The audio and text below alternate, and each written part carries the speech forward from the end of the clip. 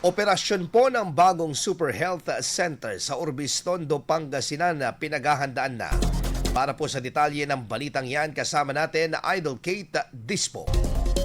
104.7 IFM Report.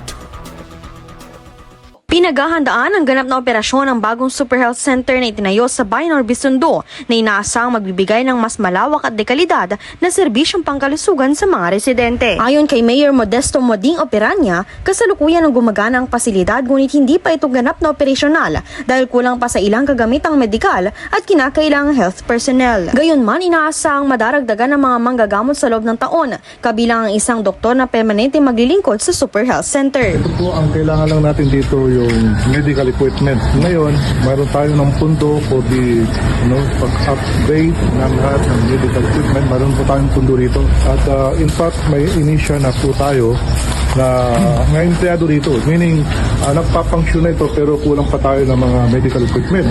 At saka personnel.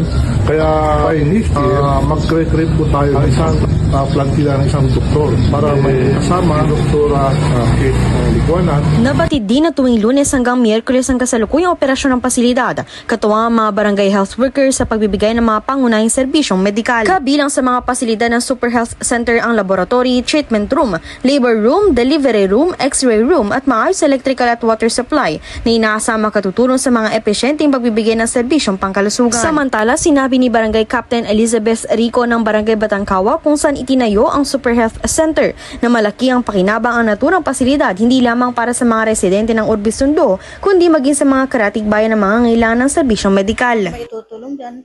Lahat po ng residente ng Urbis, Tondo pwedeng pumunta dyan, magpa-check up, makatulong. Nagbayag din ng kasiyahan ng isang residente na si Andres na nagsabing inaasahan niyang mas magiging mabilis na ang pagtugon sa mga nangangailangan ng check-up at iba pang serbisyong medikal sa oras na ganap ng maging operasyonal ang Super Health Center. Yung maganda, nakakatulong sa mga kababayan natin sa Urbis, Tondo. Siyempre, malapit na.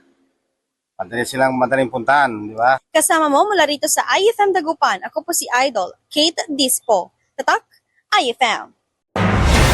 IFM News. IFM News.